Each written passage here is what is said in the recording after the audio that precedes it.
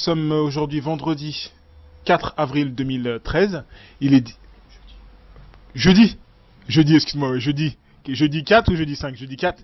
Jeudi 4 avril 2013, merci, il est 17h30. Donc j'étais tranquillement en train de bosser sur des dossiers, hein, des gros dossiers comme toujours. Et j'ai reçu un appel d'un frère, hein, qui m'a contacté, qui m'a dit oui, il y a des Roumains qui se sont fait expulser. Je dis mais qu'est-ce qu'il me parle de Roumains? Après il m'a dit non, c'est pas des Roumains, c'est des Maliens. Je dis ah ok, parce que t'es un Malien, peut-être que les Maliens. Il m'a dit non, non, mais là il fait froid, il y a un problème, il faut que t'en parles, hein, comme t'as libéré Cartier la dernière fois, je t'ai vu à la télé. Ah, il faut qu'on se bouge, comme maintenant on est adulte, quoi. Donc je vais lui demander, plutôt que de parler à la place des gens, je vais lui demander qu'il se présente un peu, sans donner son nom ni son prénom, rien du tout, mais qu'il m'explique un peu pourquoi il a voulu m'appeler aujourd'hui. Sachant qu'on a bientôt quarantenaire tous les deux. Alors bonsoir, est-ce que tu peux te présenter s'il te plaît? Ah, je me présente, je suis une personne de Gentilly, voilà. Donc je m'appelle Moussa. Maintenant, voilà, je suis sorti. Bon, ça a commencé hier. Il y a des amis qui m'ont appelé, comme quoi, voilà, il y avait eu un avis d'expulsion par rapport à des personnes qui squattaient un immeuble, quoi, bon, un lieu. Donc voilà, et après, bon, moi, ce qui m'a interpellé, je connais pas la profondeur de l'histoire, mais je suis passé, je vois des gens dehors. Dignité humaine, pour moi, il y a des choses que tu fais pas. C'est une ville communiste, j'ai toujours grandi ici, c'était les premiers à se mettre devant quand à l'époque, tu avais des avis d'expulsion dans les quartiers. Maintenant, voilà, je pense qu'ils ont été là pendant plus d'un an. Dans ce logement-là, il n'y a pas eu de galère. Ils ont toujours payé. C'est des personnes qui travaillent, qui sont peut-être pas tous en situation régulière, mais en tout cas qui cotisent, en tout cas ici en France. Maintenant, le problème, il est où? C'est que tu peux pas laisser quoi qu'il advienne une cinquantaine de personnes dormir dehors. Voilà, donc voilà, moi ça a été ça, ce qui m'a interpellé, c'est de voir des gens dehors sous la pluie, dignité humaine. Pour moi, tu fais pas ça, soi-disant une ville communiste. Enfin, voilà quoi, bah, ça va pas en porte-à-faux avec ce qu'ils disent. Ok, donc la question c'est si c'était des Roumains qui étaient dehors aujourd'hui, est-ce que t'aurais bougé? Franchement, je peux être hypocrite, ça m'aurait peut-être interpellé, mais je me serais pas arrêté. Ouais, j'ai eu mon peuple, je me suis arrêté. Il n'y a pas de honte de dire que oui. Non, je te parle pas de honte, je te parle Tu vois, juste... maintenant, oui, il n'y a pas que les normes, mais bon, même dignité humaine, je m'arrête, ça m'interpelle.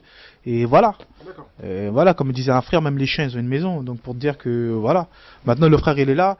On n'a pas d'en voir faire le monde, mais si on peut contribuer un peu à ce que les choses bougent, et ben on est là pour ça, tu vois. Ok, ça. Donc voilà. Ok. Je te posais la question, je te piquais un peu dans le sens où moi forcément je suis un Africain, tout ce qui arrive aux Africains ça me touche beaucoup. Mais je me dis que les Africains à un moment faut qu'on se bouge, faut qu'on s'organise un peu en amont parce que de se faire toujours mettre à l'amende par Guerlain, par les bijoux esclaves, à un moment il faut qu'on fasse bloc dès le départ. Ok, pas de souci. En tout cas je vais voir la personne concernée, qui me dise un peu, qui m'explique un peu ce qui se passe. Tranquillement, hein, même si tu parles un peu bambara, un peu français, on va tous se comprendre. Hein. Tu sais, les gens qui écoutent, c'est tous des gens qui sont un peu réfléchis. Donc, est-ce que tu peux expliquer un peu le problème, s'il te plaît? Est-ce que tu peux te présenter? Et je me présente, je me nomme Traoré Falay, je suis du Mali. Je suis le représentant du squat de Gentilly. Ça fait maintenant d'une année maintenant que qu'on habite dans le squat de Gentilly. On a fait toutes les démarches pour qu'on puisse avoir un minimum d'aide. Nous sommes passés à la mairie. Après la mairie, nous sommes passés à la préfecture. D'après leurs propositions, il y avait eu un décès. Et ce décès, mes condoléances avec la mort, c'est un Camerounais.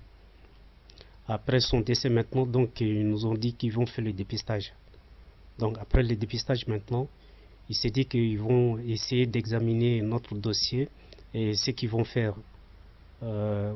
pour nous aider. D'accord. Excuse-moi. Pour qu'on soit clair, tu veux dire que dans le squat que vous avez occupé, avant dedans il y avait un Camerounais, c'est ça? Oui, tout à fait. D'accord, qui était malade et qui est décédé. Tout à fait. Et donc il devait faire une enquête pour voir quelle maladie il avait eu, de manière à voir si c'était habitable. Oui. Ok. D'accord. Et cette maladie, c'était une maladie des poumons. D'accord. Donc ils ont fait la radiographie avec toute la personne qui était dans le squat. D'accord. Donc ils ont prouvé que nul n'a pu savoir de cette virus. Directement, il s'est dit qu'ils vont examiner notre dossier et ce qu'ils vont faire pour nous donner un minimum d'aide. On attendait de leur réponse. Bon. De la manière qu'il s'est exprimé devant nous, on pensait que ce qu'ils ont fait hier, on n'allait pas penser dans cette brutalité. Alors qu'est-ce que tu veux dire? Est-ce que tu peux être clair? Est-ce que tu peux dire ce qu'ils ont fait hier? Qu'on parle clairement, qu'est-ce qui s'est passé hier? Bon, hier, ils ont débarqué le moment où on est en train de dormir. À quelle heure? Exactement vers 6 heures. 6 heures du matin. Donc ils sont passés là-bas sans nous consulter et puis sans de nous prévenir. Donc ils se débarquent directement dans le squat et puis après maintenant ils se... Tu parles de la police? Oui. Les CRS ou la police? Le CRS et puis en plus même le préfet de Gentilly était présent. D'accord. Donc on a essayé de demander le préfet ce que vous nous avez proposé comme aide. Oui. Donc il s'est dit qu'on n'a pas le temps pour faire le dialogue. D'accord. Il y avait un représentant qui s'exprimait. C'était toi le représentant ou il y avait quelqu'un comme moi, un jeune qui est né ici pour parler avec vous? Il y avait personne comme nous? Non, malheureusement il y avait que des ressortissants du pays. Il n'y a que des ressortissants du pays. D'accord. Ainsi qu'il y a nos compatriotes en plus ivoiriens ainsi que j'en passe les restes communautaires en plus. Mais les communautés qui sont plus nombreuses sont des Maliens. D'accord.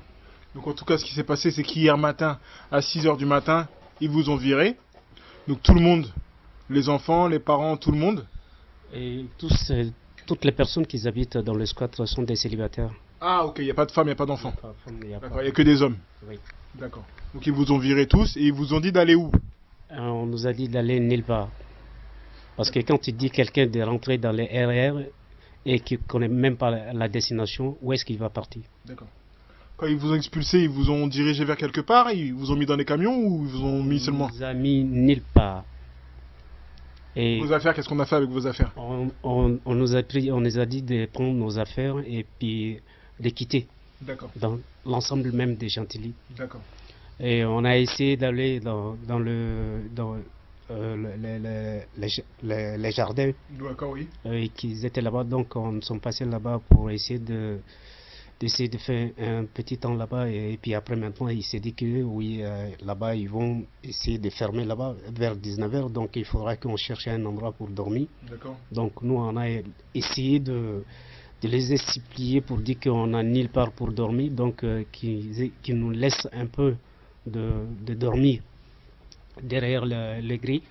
Donc il s'est dit que oui aujourd'hui jeudi, donc ils vont essayer de nous parler, de nous proposer quelque chose pour nous. Mais donc malheureusement on n'a pas nous proposé quelque chose. C'est à la dernière minute maintenant que nos braves compatriotes maliennes, plus précisément africaines qui sont d'ici. Donc c'est eux qui nous ont aidés en plus pour de les faire pousser et qu'ils puissent parler un peu. La proposition qu'ils ont prise, 60 personnes, si vous disiez que vous allez prendre 20 personnes pour les héberger uniquement pour une seule nuit, donc ça veut dire que vous voulez diviser. Donc nous on a été divisés et c'est cette division qui a fait que les Africains n'ont pas été soudés, ils ne seraient jamais être soudés tant qu'on ne serait pas unis. Donc on veut être unis pour que nos choses puissent aller jusqu'au bout. D'accord. Parce qu'on nous ne sommes pas des vendeurs de drogue, nous ne sommes pas des criminels et on n'a pas tué quelqu'un. On cherche que la loi, que la loi nous aide.